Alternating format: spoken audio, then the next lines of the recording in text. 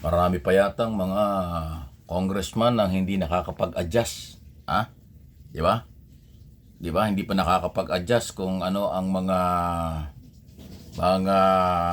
dapat gawin ng mga politiko. Matapos po maghigpit ang Malacanang sa pagre-release ng pondo. Uy, bakit kaya parang malabo? Ha? Nag-reflect yata yung ilaw. Ha? Anyway, pasensya na po kayo ha. At yung ating lugar ay kulang sa ilaw. Anyway, ang mahalaga naririnig po ninyo, ako naman talaga ito sa Mike Abby Opinions at MA Pinoy TV, walang iba. At medyo malabo yung video pero ako pa rin po ito.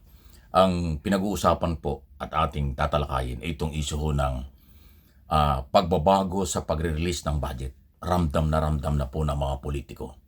Noong araw, pagka nag-request ang speaker at kaalyadong congressman sa Department of Budget and Management, ang bilis ng pag-release ng pondo. Kuminsan nga, hindi nga nila alam kung tama ba yung paglalagyan ng pondo pero inire-release. Pero mula nung pumutok po yung scam na in-expose ni Pangulong Marcos noong last July 2025, naghigpit po dahan-dahan. At ngayon, talagang mahigpit na. Sa akin pong inside story, sa aking mga impormasyong nakuha sa palasyo, hindi ganun kadali mag-release ng pondo. Talagang dino-double check. Bahagi ng pag-iingat na yung pera ay siguradong malalagay sa lehitimong project o totoong project kaysa mapupunta kung kani-kanino lang. Ayun, ganun pala yun.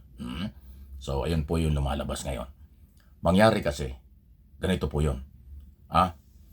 Ang mga congressman, kung hindi makadirekta sa Malacanang, dadaan sa speaker. Then, speaker ang mag-i-endorse sa Department of Budget Management, Office of the President. Doon sa mga specific budget na allocation doon sa bawat distrito o party list congressman. At pag dumaan sa speaker, mabilis ang approval yan sa Office of the President noong mga panahong hindi pa na-expose ang katiwalian. Kaya nga pag malapit ka sa speaker, magkakapondo ka. Mag-oposisyon ka o independent ka, medyo mapapagalan ng release ng pondo, apektado ang distrito. By the way, hindi po pwede na walang pondo ang bawat distrito. Pag ang isang congressman ay walang nadalang project sa kanilang distrito, hindi na ho yan makakaulit, matatalo yan sa susunod na eleksyon. Ganun ang kanilang kalagayan. Dahil marami hong mamamayan sa mga distrito, hindi naman ho nila alam na yung paggawa ng batas ay yun ang kailangang kabubuhay. At yun ang kailangan nila magpagawa ka ng kalye, paggawa ka ng eskwelahan, gumawa ka ng project na ikaw ang dahilan kung bakit nagkaroon ng project doon. Pag walang ganon, makalimutan ka sa eleksyon. Kaya sa isang banda, hindi po masisi ang mga congressman na talagang maghanap dahil hindi sila nabibigyan ng pondo o project. Kasi alam nyo, ang congressman, hindi lang ang trabaho na yan gumawa ng batas. Talagang sila mayroong obligasyon sa development ng kanilang distrito na kinakatawan. Hindi katulad ng Senado, walang distrito. Kung saan-saan lang yan pwedeng maglagay ng project. Kaya nga minsan ghost project kasi walang identity kung saang region at saang probinsya. Hindi katulad ng district congressman, pag ikaw ay nag-project, dun lang sa distrito mo. Kung ilang barangay na sasakupan mo, dun lang yon. Hindi ka pwedeng lumabas ng ibang distrito, ibang probinsya. Kaya pagka naglaan ng pondo ang Malacanang sa isang particular congressman, halimbawa ay 1 billion, dapat makita ron sa distritong yon yung 1 billion pesos project. Pag wala, corruption na yan. Hindi katulad ng Senado, binigyan mo na ng 2 billion, pero hindi identify kung saan nilagay yung pera kasi nationwide, walang specific na lugar ang sakop ng mga senador buong Pilipinas. Kaya kung tutuusin, dapat ang Senado walang budget sa mga project kasi wala naman silang identify na lugar kung saan nila ilalagay. Napopolitika lang yan, pagkakaibigan, bibigyan ng pondo, pag hindi, wala na. Ganon sila. Ang congressman, ayan, talaga hong obligado yan. Ngayon, dahil sa paghihigpit ng Malacanang at tapos nga ma-expose ang katiwalian, ayan ay nangyayari ngayon. Para silang dumadaan sa butas ng karayom na kalawangin pa sa paghanap ng pondo. Kung yung magugunitan nung 2 weeks ago, o kailan lang, pinarinig ko sa inyo yung speech ni Speaker D.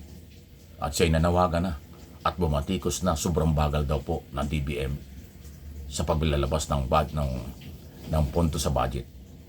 Kasi naipit na si Speaker. May nagbanta pa nga, napalitan siya. Dahil ang tingin ng mga congressman, hindi sila natutulungan ng speaker sa releasing ng mga punto nila. Kaya sinanawagan ng ganon na mabagal at dapat daw bilisan ng DBM ang paglalabas ng pondo at pagsunod sa batas. Ginamit lang niya yung pagsunod sa batas. Kasi yung budget nasa batas. Yun lang yun. Hindi niya tinukoy na, yung insertion, yung pondo, budget ng congressman, i-release na ninyo. Hindi ho ganun ang panawagan eh. Ang sinabi ng speaker, yung Malacanang mabagal sumunod sa batas. Diba? Palusot pa. Pero batas na yun yung General Appropriation Act na specific na naglalabas ng pondo sa mga distrito na kinakatawan ng mga congressman. Nakita mo, ganun po sila. Kunwari pang batas pero pera yung pinag-uusapan. Ngayon, ito yung problema. Hindi naman ho ganun kadali na mag-release ang Malacanang. Kasi bago mag-release ang DBM, subject for approval pa yan ng Pangulo. Pag ipinahold ng Pangulo, walang magagawa ang DBM Secretary. Hindi naman pwedeng mag-release ang DBM Secretary ng ganun-ganun lang without approval ng Pangulong Marcos. Yun po yun. Kasi ganun ito na. Ikaw yung DBM Secretary, Department of Budget and Management. Yan po yung nagdi-distribute ng budget. Pag dumating sa kanya yung request ng congressman, kahit na mayroong pondo, kahit legal yung request, i-report yan sa Pangulo at sasabihin sa Pangulo, Mr. President, si congressman po ay may request na ganito. Doon daw sa kanyang distrito. Ito po ay naaayon naman sa budget, national budget. Eh, pag sinabi ng Pangulo, may pondo ba dyan? Meron po, sabi ng sekretary. Eh, pag sinabi ng Pangulo na baka pwedeng nating unahin yung iba. Baka pwedeng nating paglagyan, bigyan natin ng priority yung ibang project. Wala na magagawa yung sekretary. Ganon. Ganon ka-powerful po ang Pangulo sa presidential system of government. Kaya nga mas marami yung nagbabalimbing, nagsisip-sip, ano ba naman yan? Or dumidikit sa Malacanang. Para sa anytime sila mag-request na aproban.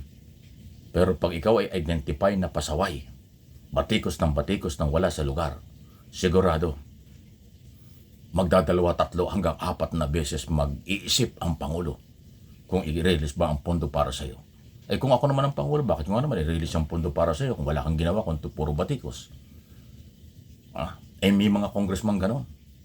Pagkang malapit ang Pangulo ay halos akapin at magmano. Nagmamano pa nga yung iba. Pero paglabas ng Malacanang, kaliwat kanan ng batikos. Kung ako naman ang Pangulo, talagang hindi ko i-release ang pondo. Yan ang authority ng Pangulo. Lahat nasa kanya. Okay? Kung hindi nyo alam yan, hindi kayo dapat maging congressman. Diba? Sa totoo lang, yan po yung galawan ngayon. For your information. Naghigpit ang Malacanang para proteksyonan ang pera ng bayan. Hindi sila naghihigpit dahil pamumulitika. Hinihigpitan nila dahil ayaw niya maulit ang ghost project, multong project, at tongpats or substandard na project pero ubos ang budget. Please like and share.